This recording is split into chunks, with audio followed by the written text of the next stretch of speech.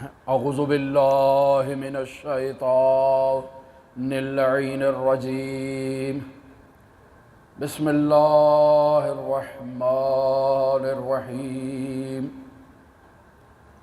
الحمد لله رب العالمين. الصلاة والسلام على أشرف الأنبياء والمرسلين وعلى آله الطيبين الطاهرين المعصومين الذين أذهب الله عنهم الرجس وطهرهم تطهيرا. اللهم صل على محمد وآل محمد. اللهم اجعل محياي محيا محمد وآل محمد ومماتي ممات محمد وآل محمد.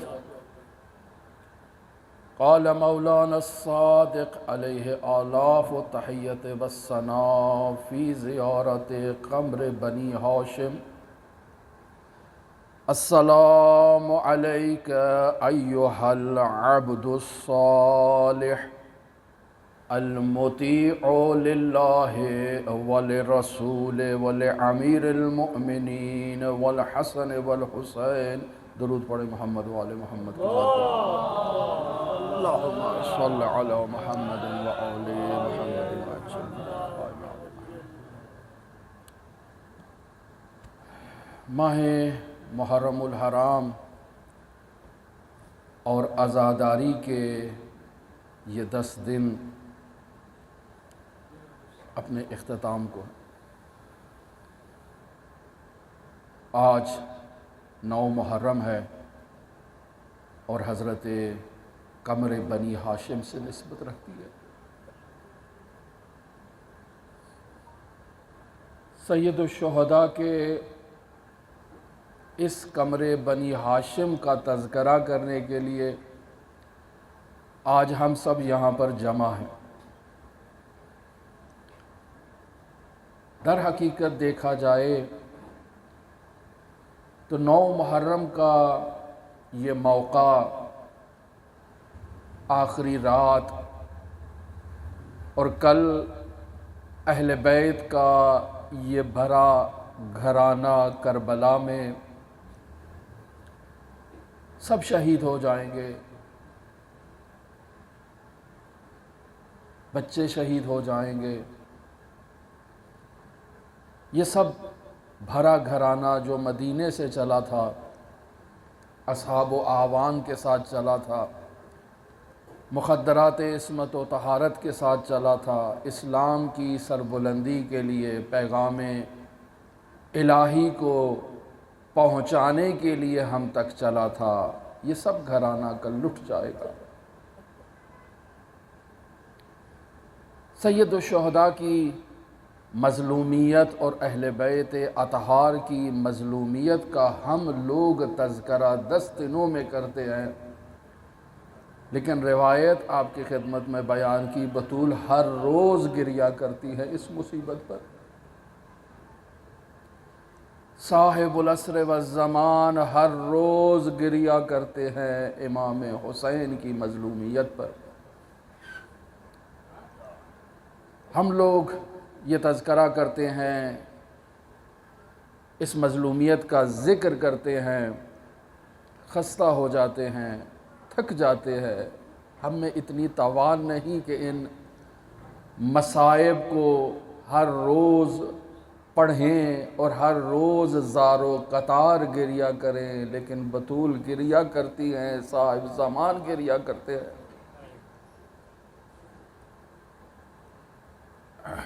توسل کے لیے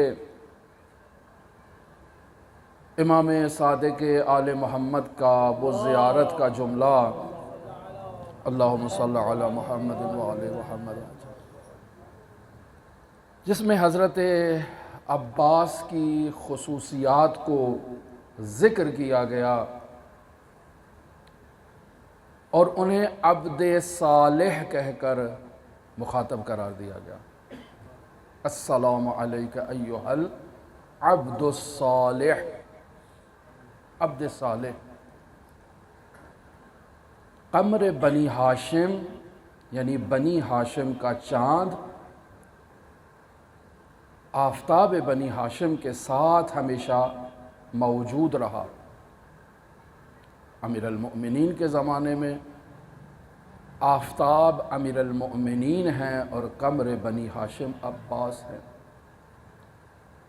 حسن مجتبیٰ کے دور میں آفتاب امامت حسن مجتبیٰ ہیں اور قمر بنی ہاشم عباس ہیں، اور حسین ابن علی کے دور میں امام حسین آفتاب امامت ہیں اور قمر بنی ہاشم عباس ہیں۔ ایک ایسی ہستی جس نے اپنی تمام زندگی کو اپنے وقت کے امام کی اطاعت میں گزار دیا، اپنے وقت کے امام کی اطاعت میں اپنی تمام زندگی کو گزار دیا۔ ایک لمحہ کے لیے بھی نہ ایک معمولی سا قدم اپنے امام سے آگے بڑھایا اور نہ ہی پیچھے رہے۔ مطیع، فرمانبردار پیروکار، ایک ایسے پیروکار کہ جس کی اپنی کوئی نظر نہیں سوائے نظر امام کے، جس کا اپنا کوئی ارادہ نہیں سوائے امام کے ارادے کے، اپنا ارادہ امام کے ارادے میں فنا کر دیا۔ اور اسی چیز کی تعلیم، اسی کردار کی تعلیم، اسی طرز عمل کی تعلیم حضرات ائمہ معصومین علیہم السلام ہم سب کو دینے کے لیے مصروف عمل رہے۔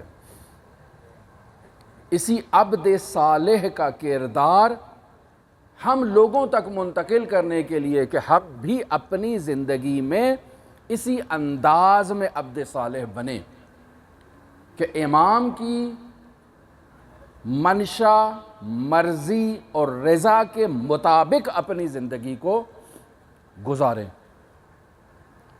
نماز جماعت جو ہم پڑھتے ہیں، اس کا بنیادی فلسفہ بھی یہی ہے کہ انسان اس درس امامت کو یہاں سے سیکھے کہ انسان نے کیسے تمام نماز جماعت کے جو اذکار ہیں، جو نماز جماعت کے افعال ہیں، اس کو کیسے امام کی اطاعت میں اور امام کی پیروی میں، امام کے نقش قدم پر اس نے انجام دینا ہے۔ ذرہ بھر کے لیے بھی انسان کو یہ اجازت نہیں ہے کہ وہ امام جماعت سے آگے چلا جائے اور آگے بڑھے اور عمدن ایسا کام کرے، اس کی وہ نماز جماعت کا وہ فلسفہ وہاں پر ٹوٹ جاتا ہے۔ پیروی کرنا ہے اور اسی نقش قدم کو انسان نے اپنی زندگی کے تمام افعال میں اسی انداز میں جاری کرنا ہے کہ اس کا قول، اس کا فعل، اس کا عمل، اس کی رفتار تمام ائمہ معصومین علیہم السلام کی سیرت و تعلیمات کے مطابق ہو۔ ہم لوگ کہتے ہیں کہ ایسا ممکن نہیں ہے۔ اگر اس نظریے پر قائم ہو کہ ایسا ممکن نہیں ہے کہ انسان خود کو مطیع قرار دے، تو اس کے لیے عملی نمونہ عبد صالح موجود ہے، حضرت عباس کا کردار موجود ہے، ان خواص اصحاب کا کردار موجود ہے کہ انسان اپنی زندگی میں ایک ایسا طرز عمل اپنا سکتا ہے۔ اور اگر انسان ان ہستیوں کو دیکھتے ہوئے بھی یہ نظریہ قائم کرے کہ نہیں، انسان دین کی تعلیمات پر عمل نہیں کر سکتا، تو اس کا مطلب ہے خداوند متعال نے یہ جو انبیاء کا سلسلہ بھیجا ہے یہ عبث ہے، یہ لغو ہے۔ کیوں؟ چونکہ انسان تو عمل ہی نہیں کر سکتا، انسان تو پیروی ہی نہیں کر سکتا، انسان تو اس کردار کو اپنا ہی نہیں سکتا، چونکہ انسان کا نظریہ یہ ہے کہ میں اس بلندیوں تک نہیں پہنچ سکتا جس بلندیوں تک پہنچانے کے لیے یہ ہستیاں مبعوث ہوئی ہیں۔ تو اس کا مطلب ہے انسان اس نظریے پر پہنچ چکا ہے کہ یہ تمام بعثتیں، تمام انبیاء کا آنا، پیغام لے کر آنا، انسان کو تبلیغ کرنا، انسان کو ہدایت کرنا، انسان کو اللہ کی طرف پہنچانا، یہ سب عبث ہے، یہ سب فضول ہے۔ کیوں؟ چونکہ انسان تو عمل ہی نہیں کر سکتا، انسان تو بلندیوں تک پہنچ ہی نہیں سکتا۔ جب انسان نے شروع سے ہی دروازہ بند کر دیا تو اس کا مطلب ہے اس نے جو دروازہ خود بند کیا ہے وہ ہرگز اس کمال کی منزل پر نہیں پہنچ سکتا۔ لہٰذا خداوند متعال نے ان انبیاء کا سلسلہ جو انسان کی ہدایت کے لیے، انسان کی دستگیری کے لیے کہ وہ اس انسان کا ہاتھ تھام کر اس انسان کو خداوند متعال کی بارگاہ تک لے آئے، تو ان تمام انبیاء نے اپنی تمام تر کوششوں پر نہایت صداقت کے ساتھ عمل کرتے ہوئے انسان کو وہ تعلیمات الہی منتقل کی ہیں، اور ان تعلیمات الہی کو منتقل کرنے کے ساتھ ساتھ اپنے عمل کے ذریعے سے انسان کو یہ تعلیم دیا ہے کہ انسان ان بلندیوں تک پہنچ سکتا ہے، انسان اس پاکیزگی تک، اس طہارت تک، اس نجابت تک پہنچ سکتا ہے کہ جس کی تعلیم ان الہی تعلیمات میں انسان کو دی گئی ہے۔ اور عبد صالح اس کا عملی نمونہ ہے کہ اے انسان، جو اطاعت میں نے اپنے مولا کی ہے، تو بھی اپنے مولا کا ایسے ہی مطیع بن اور ایسے ہی کردار کو اپنا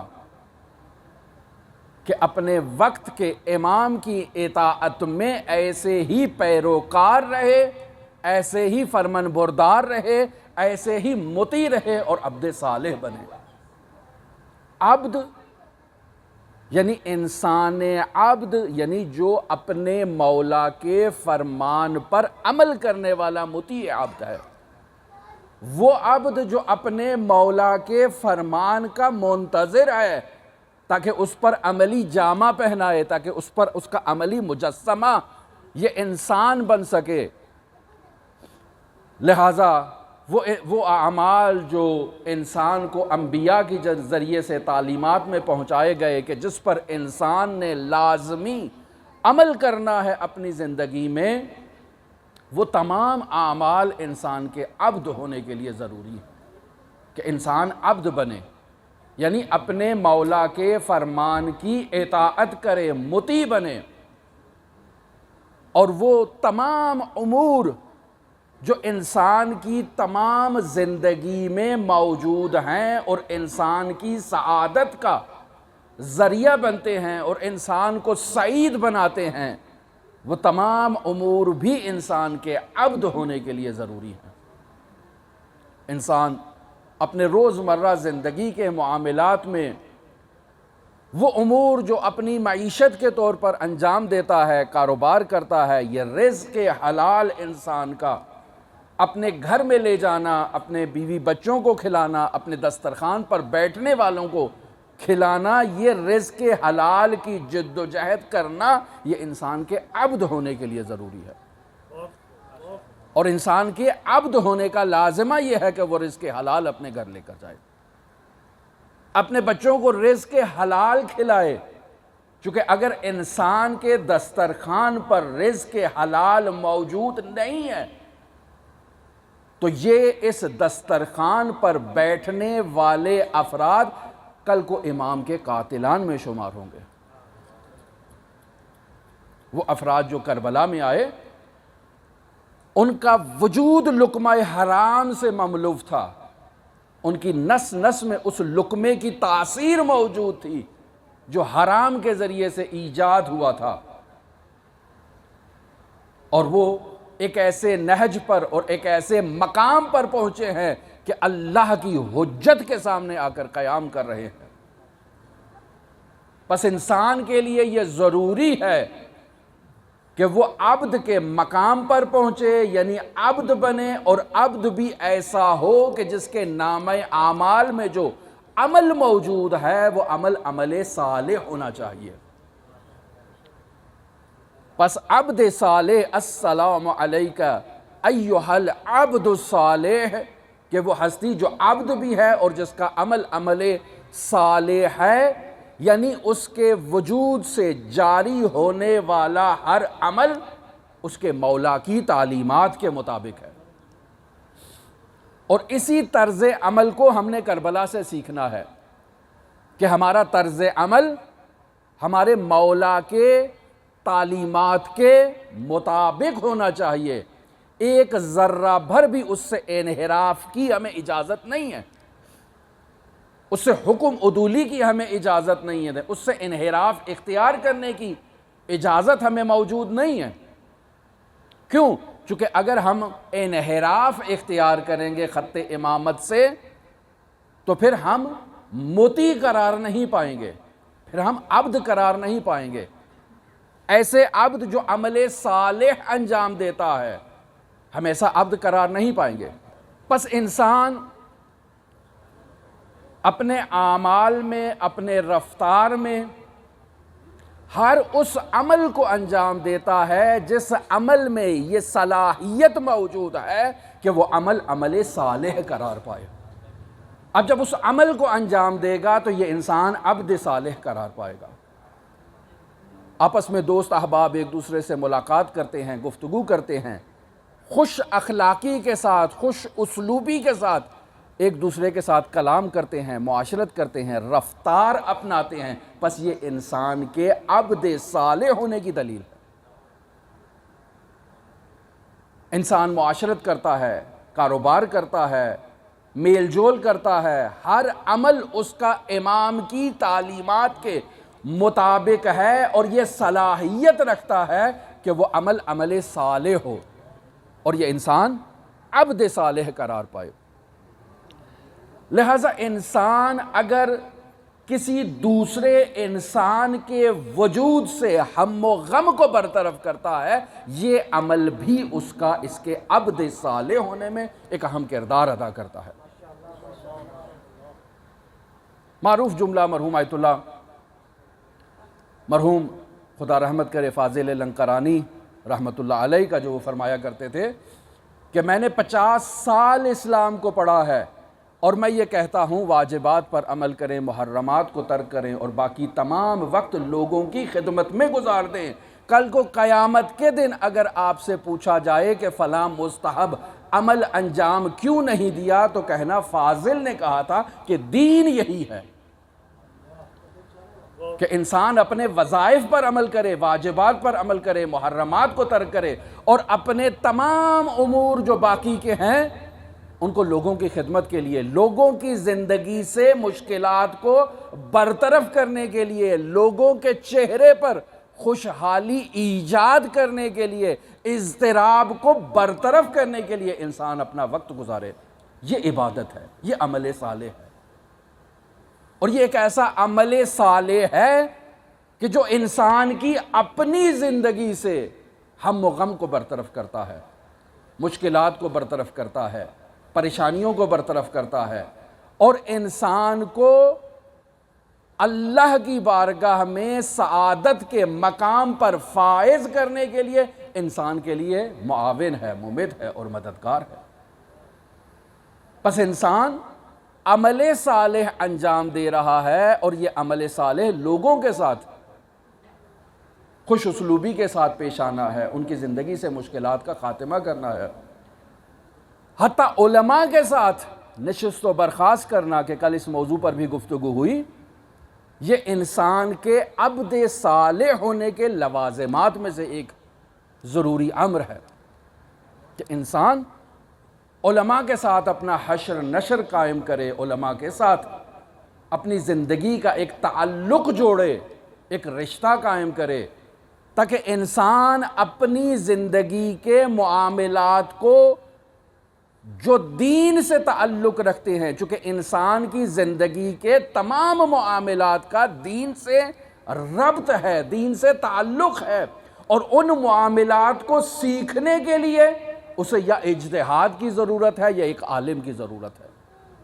یا خود آئے حوزہ علمیہ میں دین پر اجتہاد کرے، دین کے مسائل کو سیکھے، یا اپنے لیے ایک عالم کو رابطے میں رکھے کہ جہاں اس کو اپنی زندگی میں مشکل پیش آتی ہے وہاں وہ اس عالم سے فیضیاب ہو اور اپنی زندگی کے مسائل کو حل کرے، پس ہر وہ عمل جو ذاتاً جس میں حسن موجود ہے وہ عمل صلاحیت رکھتا ہے کہ اس عمل کو انجام دے کر انسان عبد صالح بن سکتا ہے۔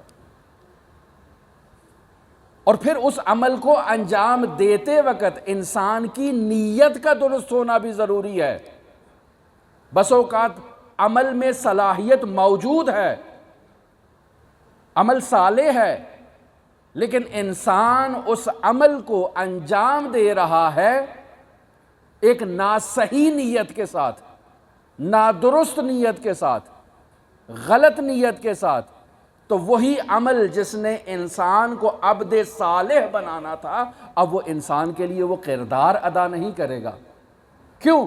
امام وقت بلا رہا ہے اور میں امام کی آواز پر لبیک کہنے کی بجائے قرآن مجید کی تلاوت کرنا شروع کر دوں، نماز کی نیت کر لوں اور نماز پڑھنا شروع کر دوں، یہ قرآن اور یہ نماز انسان کے لیے اگرچہ عملاً ذاتاً حسن رکھتا ہے، لیکن چونکہ انسان کی نیت امام کی مخالفت کرنا ہے، امام کے اس حکم کے خلاف انسان نے یہ عمل انجام دینا ہے، تو یہی عمل جس میں وہ صلاح موجود ہے اس کی اس بری نیت کی وجہ سے وہ صلاح اس میں سے ختم ہو جائے گی۔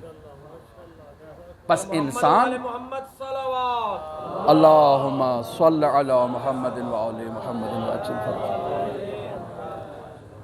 پس انسان کے لیے یہ ضروری ہے کہ جو وہ اعمال انجام دے رہا ہے ان اعمال میں ذاتاً حسن بھی ہونا چاہیے اور اس انسان کی نیت میں بھی خلوص ہونا چاہیے کہ جس کے تحت وہ اس عمل کو انجام دے رہا ہے۔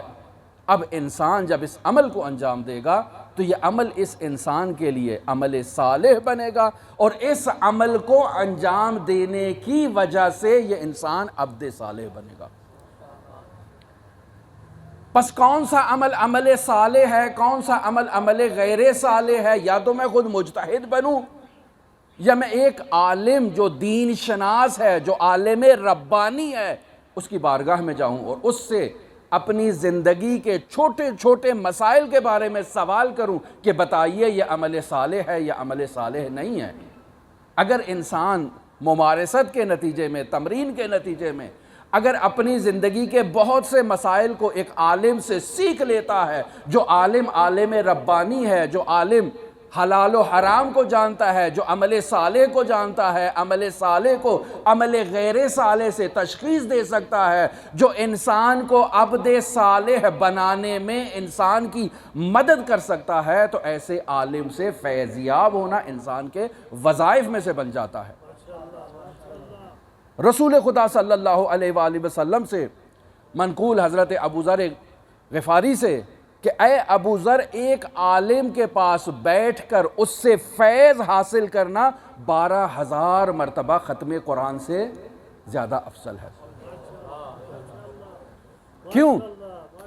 چونکہ یہ عالم اس انسان کو عبد صالح بنانے میں اپنا کردار ادا کرے گا۔ وہ عالم جو خود صالح ہے، وہ عالم جو خود ربانی ہے، وہ عالم جو خود حلال و حرام کی رعایت کرتا ہے، جو اخلاقیات کی رعایت کرتا ہے، جو خود عبد صالح کے مقام پر فائز ہے، وہ دوسروں کے لیے بھی چراغ کی حیثیت رکھتا ہے۔ اور پھر 1000 بندے آزاد کرنے سے زیادہ افضل یہ ہے کہ انسان اس سے فیض حاصل کرے، انسان اس سے نصیحت لے۔ تبھی تو کہا گیا کہ عالم کے چہرے کی طرف دیکھنا بھی عبادت ہے، کہ انسان اس سے فیض حاصل کر سکتا ہے۔ یہ عالم ہے جو انسان کو اس بلند مقام پر پہنچا سکتا ہے کہ جس مقام تک پہنچانے کے لیے انبیاء کے اوصیاء نے زحمتیں اٹھائی ہیں، اور آج اسی مکتب کا عالم انہی کے نقش قدم پر چل کر ایک ایسے مقام پر پہنچا ہے کہ وہ خود آگے لوگوں کی تربیت کر رہا ہے، خود آگے لوگوں کے لیے عالم ربانی کا کردار ادا کر رہا ہے، خود عبد صالح ہے اور دوسروں کے لیے یہ کردار ادا کر رہا ہے۔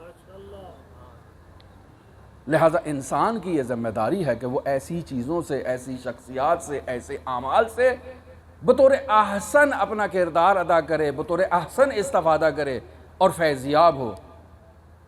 یہ کربلا کا ذکر ہر سال محرم کے ایام میں ذکر ہوتا ہے، بیان ہوتا ہے، اہل بیت کے فضائل بیان ہوتے ہیں، اہل بیت کے مصائب کا ذکر ہوتا ہے، تاکہ انسان کو بیدار کیا جائے، انسان کو جھنجھوڑا جائے، انسان کے وجود میں انسانی اقدار کا بیدار ہونا یہ باعث بنے گا کہ یہ انسان حسین ابن علی کے نقش قدم پر چلے۔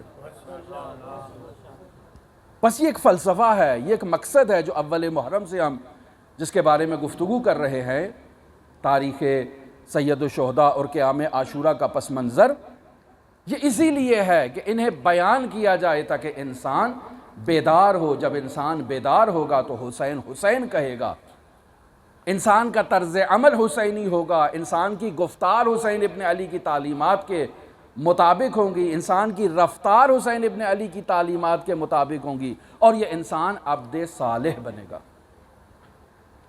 لہٰذا ان تعلیمات کو بیان کرنا، ان تعلیمات سے اپنا ربط قائم کرنا، ان تعلیمات سے جوڑنا، یہ انسان کے لیے ایک پہلو رکھتا ہے۔ دوسرا پہلو انسان کی زندگی میں جو ضروری ہے وہ خود کو آمادہ کرنا ہے، خود کو کوشش کرنا ہے، وگرنہ انسان صرف سنتا رہے سنتا رہے سنتا رہے، ان کی تاثیر ہے، لیکن عمل کے ذریعے سے انسان کو اس کا اظہار کرنا ہے۔ اور جب تک انسان کے عمل میں وہ پختگی نہیں آئے گی اور انسان اپنے عمل کو اس انداز میں جو اہل بیت چاہتے ہیں اس انداز میں اپنے عمل کو نہیں ڈالے گا تو یہ فقط سننے والا انسان قرار پائے گا، عمل کرنے والا انسان قرار نہیں پائے گا۔ اگرچہ یہ بھی مفید ہے انسان کے لیے، وہ سنیں، اس کا انکار نہیں کیا جا سکتا۔ لہٰذا علماء کہتے ہیں کہ اگر انسان نوجوان ہے وہ گناہ کرتا ہے، انسان نوجوان ہے وہ نماز نہیں پڑھتا ہے، تب بھی فرش عزا پر آئے، یہ فرش عزا اس میں تبدیلی اور انقلاب ایجاد کرے گا۔ حسین ابن علی پر آنسو بہانا اس انسان کے گناہوں کی بخشش کا ذریعہ بنے گا، انسان کی بیداری کا ذریعہ بنے گا، یہ انسان بیدار ہو جائے گا اور حسین حسین کرے گا۔ اس کے عمل میں وہ نورانیت آ جائے گی، اس کے عمل میں وہ پاکیزگی آ جائے گی۔ لہٰذا اگر جوان نماز نہیں پڑھتا، اگر عورت جوان ہے پردہ نہیں کرتی ہے، لیکن حسین ابن علی کے فرش عزا پر حضرت زینب کی اسارت کو جب وہ سنے گی تو اس کے کانوں میں خود بخود وہ نور ایجاد ہوگا، وہ خود بیداری ایجاد ہوگی کہ وہ خود اپنے عمل کے ذریعے سے ثانی زہرا کی بارگاہ میں سرخرو ہوگی اور یہ تعہد کرے گی کہ آج سے میں اس فرش عزا سے یہ چادر جو لے کر جا رہی ہوں اپنی زندگی میں اس کی پاسداری کروں گی۔ کیوں حضرات اہل بیت علیہم السلام سے ان چادروں کو چھینا گیا؟ کیوں ان ہستیوں کو اس انداز میں ان کی عزت و آبرو کو اسلام کے لیے جو خاندان نبوت سے تعلق رکھتے تھے اس انداز میں ان کی چادریں چھینی گئیں؟ یہ اسلامی تاریخ میں بلکہ تاریخ عرب میں اس کی نظیر نہیں ملتی ہے کہ اس انداز میں اہل بیت علیہم السلام پر ظلم کیا جائے، اس انداز میں اہل بیت کو اسیر کیا جائے، اس انداز میں بچوں کو حتیٰ 6 ماہے کو اس انداز میں ذبح کیا جائے، اس کی نظیر نہیں ملتی ہے۔ اس سے بڑی شقاوت، اس سے بڑی بدبختی اور کیا ہوگی تاریخ میں کہ ایسا کردار، ایسا عمل، ایسی رفتار وہ لوگ کرتے تھے جو خود کو قاریان قرآن کہتے تھے، خود کو حافظان قرآن کہتے تھے، خود کو شب زندہ دار کہتے تھے، خود کو مسلمان کہتے تھے، اور یہ تمام امور جو وہ انجام دے رہے تھے وہ قصد قربت کے ساتھ انجام دے رہے تھے۔ اللہ کے تقرب کے لیے حسین ابن علی کا سر تن سے جدا کرنے والے اس بات سے غافل ہو گئے کہ یہ عمل اس وقت صالح ہوں گے کہ جب حسین ابن علی کی رضایت اس میں شامل ہوگی، جب حسین ابن علی کی اطاعت اس میں شامل ہوگی۔ یہ جتنے بھی قرآن پڑھتے ہیں، جتنی بھی نماز پڑھتے ہیں، جتنی بھی تلاوت کرتے ہیں، یہ اگر حسین ابن علی کے مکتب سے دوری کے نتیجے میں ہے تو ان کو وہ صعود نہیں ملے گا، وہ پرواز نہیں ملے گی، بلکہ یہی اعمال ان انسانوں کی شقاوت اور بدبختی میں اضافے کا باعث بنیں گے۔ کیوں؟ کیونکہ حسین ابن علی کے مد مقابل موجود ہے۔ وہ جو ناطق قرآن ہے، وہ حقیقت قرآن ہے۔ ناطق قرآن اور حقیقت قرآن سے مقابلہ کر کے انسان کیسے قاری قرآن بن سکتا ہے، کیسے تہجد گزار بن سکتا ہے، کیسے شب زندہ دار بن سکتا ہے، کیسے انسان اللہ کا تقرب حاصل کر سکتا ہے۔ بس یہ وہ انحراف تھا کہ جو مکتب شام سے انسان کو تعلیم دیا گیا کہ انسان اس انداز میں بھی اللہ کا مقرب انسان بن سکتا ہے۔ لہٰذا نماز جمعہ پڑھی جاتی ہے اور نماز جمعہ میں امیر المؤمنین پر لعن کیا جاتا ہے اور قصد قربت سے کیا جاتا ہے، اللہ کے تقرب کے لیے کیا جاتا ہے۔ یہ ایک عبادت کا طریقہ سکھایا گیا شام کی جانب سے مسلمانوں کو، اور آہستہ آہستہ ان کے ذہنوں کو اسلامی اقدار سے، اسلامی تعلیمات سے دور کیا گیا، ان کا منہ موڑا گیا کہ آج یہ قرآن کی تلاوت کرتے ہیں، آج یہ تہجد پڑھتے ہیں اور حسین ابن علی کے مد مقابل آ کر پہنچ چکے ہیں۔ لہٰذا ایسے میں حسین ابن علی کا اسلام کی تعلیمات کو بیان کرنے کے لیے میدان میں آنا اور اپنے بعد شہادت کے بعد کے لیے اہل بیت کا انتظام کرنا تاکہ وہ شہادت حسین پر جو ہے وہ کسی قسم کا جو ہے وہ پردہ نہ آنے دیں اور لوگوں کو وہ معارف حسین پہنچائیں، تاکہ کل کو لوگ یہ نہ کہیں کہ ایک باغی نے قیام کیا تھا اور امیر کے سامنے قیام کیا تھا اور اس کو شکست ہو گئی۔ جیسے آج بھی لوگ کہتے ہیں دو شہزادوں کی جنگ تھی، ایک کو فتح حاصل ہوئی اور ایک کو شکست حاصل ہوئی۔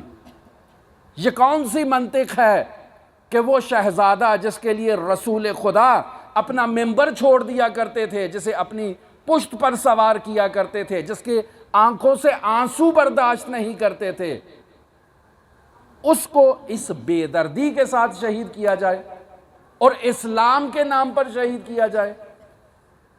یہ اس کج فکری اور اس تہذیب کا اور اس تبلیغ منفی کا نتیجہ ہے کہ جو باقاعدہ ایک تسلسل کے ساتھ 42 سال تک جو ہے وہ چلتا رہا ایک سلسلہ، بلکہ اس سے زائد عرصہ 50 سالہ جو ایک مدت تھی، جس میں یہ چلتا رہا اور لوگوں کی جو تعلیمات ہیں اور جو لوگوں کی ذہنیت ہے اس میں تبدیلی ایجاد کی گئی۔ لہٰذا آتا ہے امیر المومنین کے مد مقابل تلوار چلاتا ہے، زبان سے بددہنی کرتا ہے، سب و شتم کرتا ہے، گالیاں دیتا ہے۔ پوچھتے ہیں کہ تلوار تو چلا رہا ہے، زبان سے سب و شتم کیوں کر رہا ہے، علی کو گالیاں کیوں دے رہا ہے؟ کہتا ہے اس لیے چونکہ علی نماز نہیں پڑھتے۔ یہ لشکر جو مدینے سے آیا ہے یا جو کوفے سے آیا ہے یہ نماز نہیں پڑھتا، اس وجہ سے ان کے خلاف تلوار بھی چلا رہا ہوں اور اسلام کے ان دشمنوں پر سب و شتم بھی کر رہا ہوں، لعن و نفرین بھی کر رہا ہوں۔ یہ ہے مکتب شام کی تربیت کا نتیجہ، کہ جس کے مقابل میں حسین ابن علی کی قراءت کا ہونا، حسین ابن علی کی تبلیغ کا ہونا، حسین ابن علی کے امر بالمعروف کا ہونا اور اسلام کے ایک روشن چہرے کو بیان کرنا یہ ضروری ہے تاکہ آئندہ نسلیں اس قراءت کو پیش کریں اور اس حق اور باطل کی جنگ میں یہ تمیز قائم کر سکیں کہ حسین حق پر تھے، یزید باطل پر تھا۔ صرف حسین حق پر نہیں تھے اور یزید باطل پر نہیں تھا، حسن بھی حق پر تھے اور حاکم شام باطل پہ تھا، علی بھی حق پر تھے اور علی کے مخالف بھی باطل پر تھے۔ اور اسی قراءت کو امیر المؤمنین نے بیان کیا، اسی کو امام حسن مجتبیٰ نے بیان کیا، اسی طرز تفکر اسلامی کو اور آئیڈیالوجی کو امام حسین بیان کر رہے ہیں۔ اور ایسا وقت آیا ہے کہ حسین ابن علی اپنے اصحاب کے ساتھ، اپنی مستورات کے ساتھ، اپنے اہل بیت کے ساتھ کربلا کے میدان میں موجود ہے، امر بالمعروف کر رہے ہیں۔ نشست ہوتی ہے عمر سعد کے ساتھ اور اسے اسلام کی حقانیت کو اور اسلام کی تعلیمات کو اس کے سامنے بیان کیا جاتا ہے، اپنے رسول خدا کے جانشین ہونے کے بارے میں بتایا جاتا ہے، علی و بطول کی اولاد ہونے کے بارے میں بتایا جاتا ہے، لیکن یہ اختلاف کرتا ہے، یہ انکار کرتا ہے۔ تو امام حسین علیہ السلام اس سے کہتے ہیں کیا مسئلہ ہے، کیوں تو ایسے کر رہا ہے؟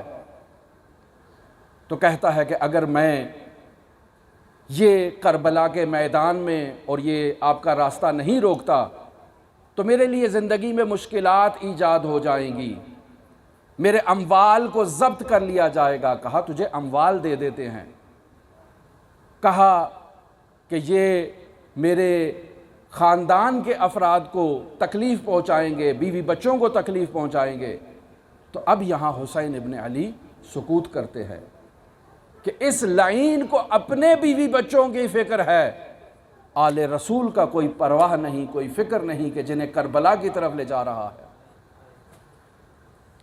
یعنی اپنی بیوی اور بچوں کو رسول کی اولاد پر فوقیت دینا، یہ تعلیمات شام کا نتیجہ ہے، یہ تعلیمات مکتب خلافت کا نتیجہ ہے، اور مکتب امامت اسلام کی سربلندی کے لیے اپنا سب کچھ لے کر میدان میں آئے ہیں۔ اور بیان ہوا آپ کی خدمت میں کہ جہاں دین پر مشکل وقت آتا ہے انسان مال قربان کرتا ہے، انسان اپنی عزت کو قربان کر دیتا ہے، انسان اپنی جان قربان کر دیتا ہے۔ اور حسین ابن علی اپنی مستورات کو لے کر آئے ہیں تاکہ اس پیغام حسین ابن علی میں کسی قسم کی تحریف ایجاد نہ ہو، تاکہ لوگ بعد میں حسین ابن علی کے پیغام میں رد و بدل نہ کریں۔ اور پھر اسے کہتے ہیں امام کہ تجھے وہ رے کا دانہ اور وہ جو نصیب نہیں ہوگی۔ کہا میں گندم کھا کر گزارا کر لوں گا، اور بالاخرہ نصیب نہیں ہوئی۔ شب عاشور آپ دیکھتے ہیں وہ برید بھی امر بالمعروف کے لیے جاتا ہے عمر سعد کے پاس، تو وہ کہتا ہے کہ مجھے رے کی حکومت کا وعدہ کیا گیا ہے۔ تو رے کی حکومت کی خاطر، اس کے لالچ کی خاطر آل رسول کو کربلا کے میدان میں لے کر آیا، اور آل رسول کو اس بے دردی کے ساتھ کہ ان کے اوپر پانی بند کر دیا گیا، اور یہ عظیم لشکر جو آل رسول کے اطراف میں جمع کیا گیا ہے، جو ہلہلے کرتے ہیں، پائے کوبی کرتے ہیں، آوازیں بلند کرتے ہیں، خوف و ہراس ایجاد کرتے ہیں، ان مستورات کے قلب میں ایک اضطراب ایجاد کر رہے ہیں، وحشت ایجاد کرنے کی کوشش کر رہے ہیں۔ یہ کون سے اسلام کے نام پر کر رہے ہیں؟ یقینی بات ہے کہ وہ اسلام جو آل رسول کے مد مقابل آ کر کھڑا ہو، وہ اسلام نہیں، وہ طاغوت ہے، وہ طاغوت کا چہرہ ہے۔ لہٰذا اسلامی تعلیمات میں رسول خدا صلی اللہ علیہ وآلہ وسلم جو تعلیم دے گئے ہیں وہ قرآن و اطرت ہے کہ میرے بعد یہ دو چیزیں آپ کے پاس ہیں۔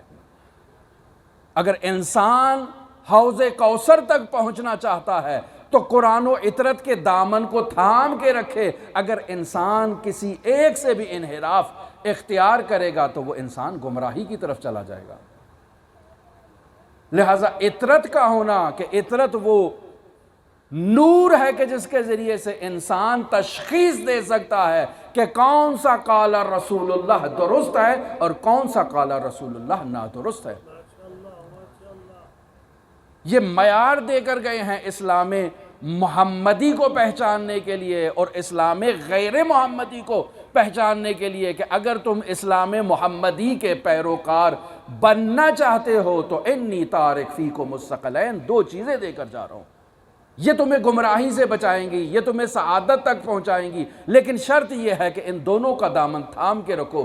چونکہ قرآن کی تشریح اور تفسیر کے لیے آل رسول کا ہونا یہ ضروری امر ہے، اور اگر آل رسول قرآن کی تشریح نہیں کریں گے تو پھر قرآن کی تشریح یا خلافت کے ذریعے سے کی جائے گی یا پھر دربار شام سے اس کی تفسیر کی جائے گی، اور یہ دونوں قراءتیں اسلام کی قراءتیں نہیں ہیں۔ لہٰذا ان دو مکتب کا، اس نظریے کا ساتھ رہنا انسان کی سعادت کے لیے ضروری ہے۔ اور اس عصر غیبت میں انسان کو یہ تعلیم دینے کے لیے کہ قرآن و اطرت کی تعلیمات کیا ہیں، انسان کے پاس قرآن شناس عالم کا ہونا، مکتب شناس اہل بیت عالم کا ہونا جو عالم ربانی ہو، یہ ضروری ہے۔ اور ہم جو یہاں موجود ہیں، ہمارا وظیفہ ہے کہ ہم خود کو اس مکتب کے ساتھ ایسے مانوس کریں، اپنی ایسے تربیت کریں کہ عالم ربانی بنیں، ایسے بنے کہ ہم جا کر معارف اہل بیت اور معارف قرآن کی ترویج و نشر و اشاعت میں اپنا کردار ادا کر سکیں۔ لہذا شب عاشور آج کی رات کچھ تاریخی واقعات کہ امام حسین علی مقام نے اپنے اصحاب کو جمع کیا اپنے خیمے کے اندر اور انہیں آزادی دے دی کہ آپ جہاں جانا چاہتے ہیں چلے جائیں، میں آپ سے اپنی بیعت کو اٹھا لیتا ہوں۔ یہ اصحاب کا طرز عمل کہ سب نے مخالفت کی، سب نے کہا کہ یا ابن رسول اللہ، ہم آپ کو چھوڑ کر کیسے جا سکتے ہیں؟ اگر ہمیں 1000 بار مارا جائے، زندہ کیا جائے، پھر مارا جائے، پھر زندہ کیا جائے، ہر دفعہ آپ کی نصرت، آپ کی تائید میں اپنی جان فدا کریں گے۔ ایک لمحے کے لیے آپ سے جدائی اور دوری اختیار نہیں کر سکتے۔ ایک یہ مکتب کے پیروکار ہیں، ایک یہ حسین ابن علی کے مکتب میں تربیت یافتہ ہیں۔ اور بیان ہوا کہ جب یہ گفتگو ہو رہی تھی تو اسی آج کی شب وہ شہزادہ 13 سال کا جو موجود تھا وہ سن رہا تھا کہ کیسے چچا جان اپنے اصحاب کی تربیت کر رہے ہیں، اپنے اصحاب کو تیار کر رہے ہیں، اور پھر آگے بڑھتا ہے کہ چچا جان کل کیا میں بھی شہداء کی فہرست میں شامل ہوں گا؟ تو کہا بیٹا آپ کے نزدیک موت کا کیا مقام ہے؟ کہا احلی من الاصل، شہد سے زیادہ شیریں ہے میرے لیے موت۔ اچھا تو بیٹا نہ صرف یہ کہ آپ عبداللہ بھی شہید ہوں گے، علی اصغر بھی شہید ہوں گے، چچا جان کیا وہ خیموں میں آ جائیں گے؟ نہیں، خیموں میں نہیں آئیں گے، میں خود اصغر کو سیراب کرنے کے لیے جاؤں گا۔ اور پھر امام حسین علی مقام نکلتے ہیں باہر کربلا کی اس سرزمین کا جائزہ لینے کے لیے، معائنہ کرنے کے لیے، فراز و نشیب کو دیکھنے کے لیے کہ وہ نافع مشاہدہ کرتا ہے کہ امام اشقیاء کی طرف بڑھ رہے ہیں، خطرہ محسوس کرتا ہے، پیچھے آنا شروع کر دیتا ہے۔ امام متوجہ ہوتے ہیں کہ کوئی پیچھے آ رہا ہے، پوچھتے ہیں کیا مسئلہ ہے؟ کہا مولا مجھے خوف لاحق ہوا ہے کہ کوئی تاریکی میں آپ کو گزند نہ پہنچائے۔ تو فرمایا میں اس سرزمین کربلا کا جائزہ لینے کے لیے آیا ہوں، یقیناً اس سرزمین کربلا کو کل کے لیے تیار کرنے کے لیے آیا ہوں، اسے آمادہ کیا جائے، اسے تیار کیا جائے۔ یہاں عظیم عظیم انسانوں کی شہادت ہوگی، عظیم عظیم جوان یہاں اس سرزمین پر قربان ہوں گے۔ اور پھر اس ہلال کو، اس نافع کو، نافع بن ہلال کو امام تعارف کرواتے ہیں کہ یہاں فلانی نے شہید ہونا ہے، یہاں فلانی نے شہید ہونا ہے۔ اور پھر ایک مقام ایسے آتا ہے کہ امام اس ہلال سے کہتے ہیں کہ تم یہاں متوقف ہو، میں تھوڑا ابھی آتا ہوں۔ اور ایک ایسے مقام پر گئے کہ جہاں سے واپس آنے کے بعد ہلال نے جب معلوم کیا تو کہا میں اس قتل گاہ گیا تھا کہ جہاں کل میں نے شہید ہونا ہے، میری فاطمہ وہاں موجود تھی۔ اجرکم اللہ۔ یہ آج کے واقعات ہیں۔ اور جب وہ امان نامہ لے کر آتا ہے لعین ام البنین کے بیٹوں کے لیے، تو اب ایسے میں یہ امان نامہ جب ملتا ہے تو انکار کر دیتے ہیں اس امان نامے کو لینے سے اور وصول کرنے سے۔ تو ایسے میں حضرت عباس اس سواری پر سوار ہیں کہ وہ آتے ہیں اور آ کر عباس سے کہتے ہیں کہ اے عباس میں تجھ سے ایک سوال کرنا چاہتا ہوں، کیا تجھے معلوم ہے کہ علی نے تیری ماں فاطمہ سے نکاح کیوں کیا تھا؟ کہا بتاؤ۔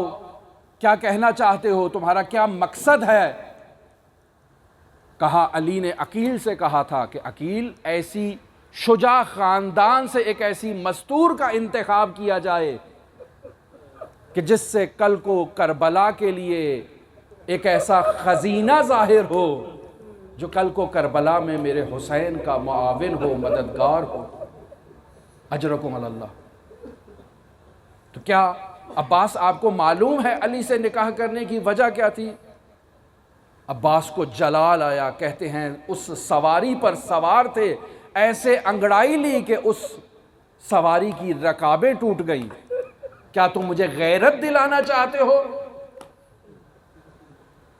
پھر یہ ہلال کہتے ہیں کہ آج ہی کی شب میں جب امام حسین کے ساتھ خیام کی طرف آیا اور امام اپنی ہمشیرہ کے خیمے میں داخل ہوئے تو مجھے آواز سنائی دی کہ یہ بی بی کہہ رہی ہیں کہ بھیا کیا اپنے اصحاب کا امتحان کر لیا ہے؟ اجرکم اللہ۔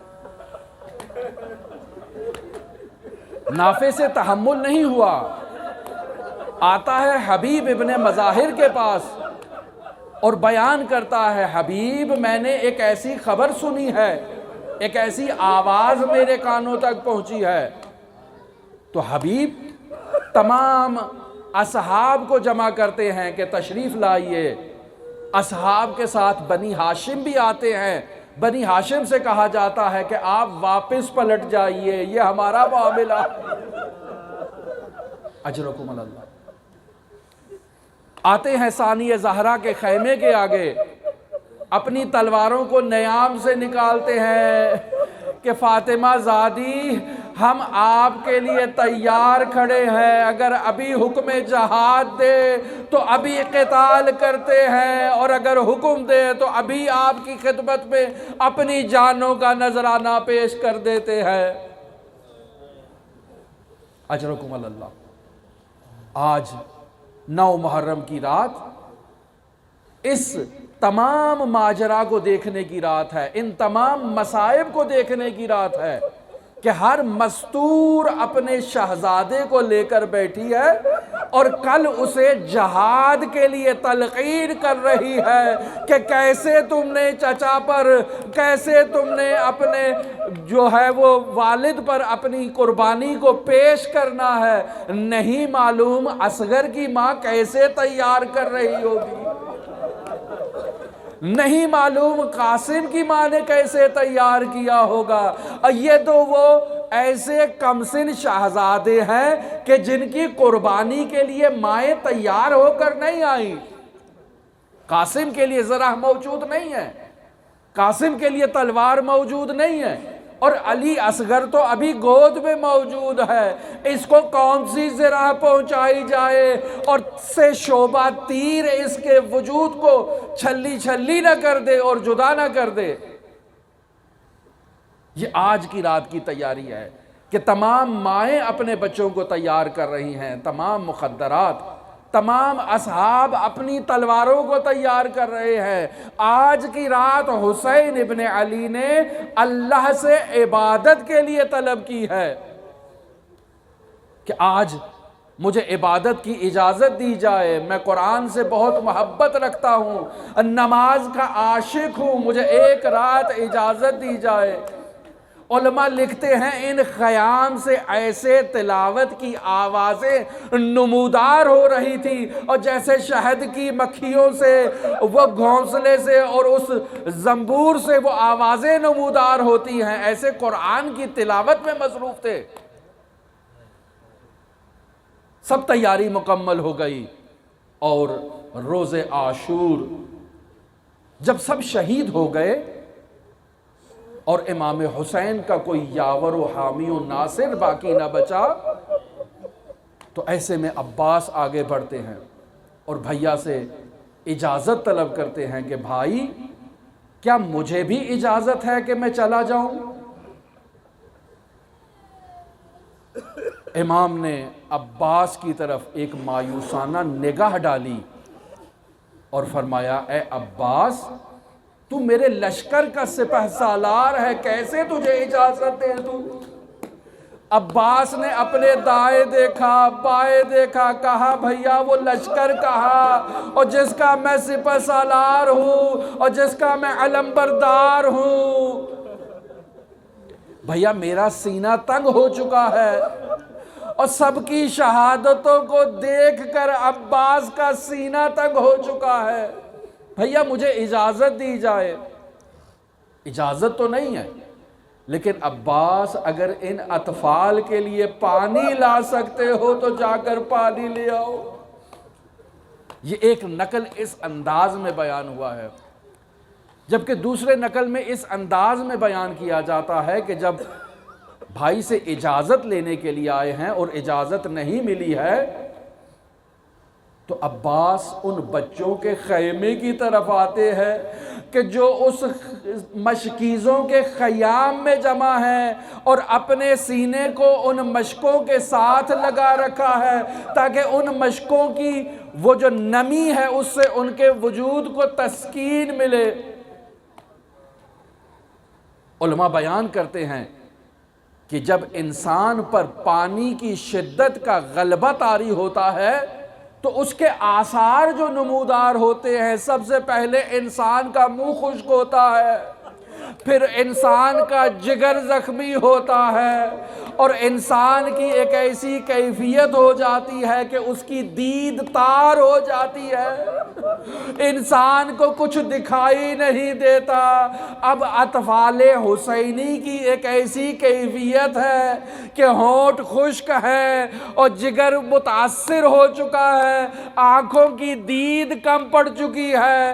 ایک ایسے لمحے میں سکینہ ان بچوں کو تسلی دیتی ہے کہ میرے چچا عباس ابھی جائیں گے، پانی لے آئیں گے۔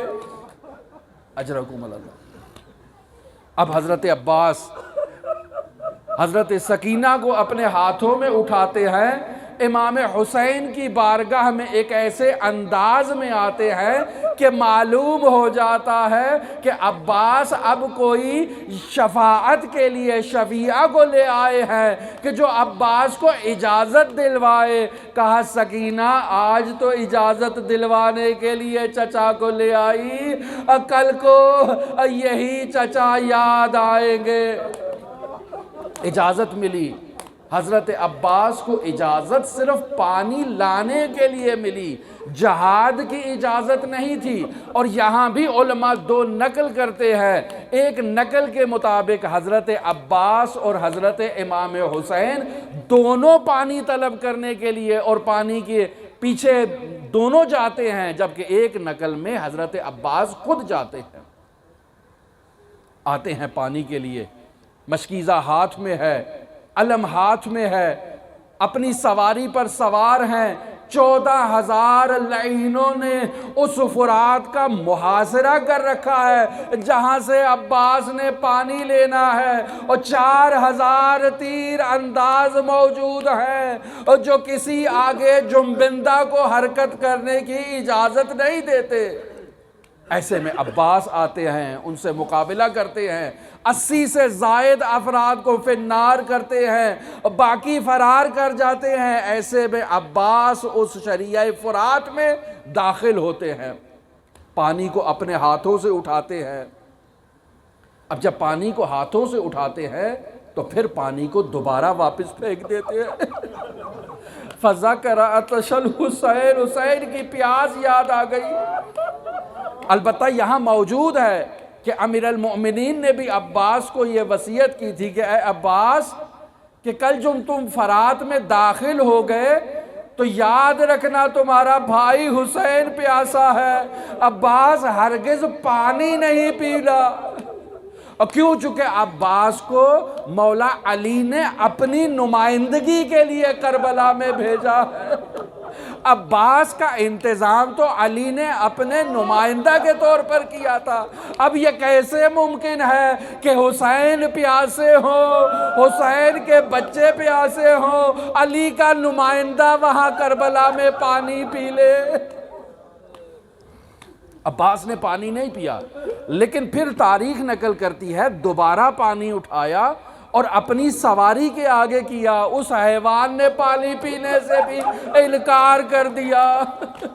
اجرکم اللہ۔ اب اپنے اس مشکیزے کو بھرا، پانی سے بھرا، اپنے دائیں کندھے پر سوار کیا، سواری پر سوار ہوئے، اور اس مشکیزے کو خیمے میں لے جانا چاہتے ہیں کہ وہاں لعین جو شجاعت حیدری کا مقابلہ کرنے کی طاقت نہیں رکھتے تھے، وہ ایک لعین اپنی کمین گاہ سے عباس کے دائیں بازو پر وار کرتا ہے، اور یہ بازو قلم ہوتا ہے، فوراً بائیں بازو سے مشکیزہ تھام لیتے ہیں، اور دوسرا حکیم اس بائیں بازو پر چھپ کر وار کرتا ہے، اور یہ بایاں بازو بھی جدا ہوتا ہے۔ عباس کہتے ہیں کہ اگر تم میرا دایاں بازو قلم کرو اور تب بھی حسین کی نصرت سے ہاتھ نہیں اٹھاؤں گا۔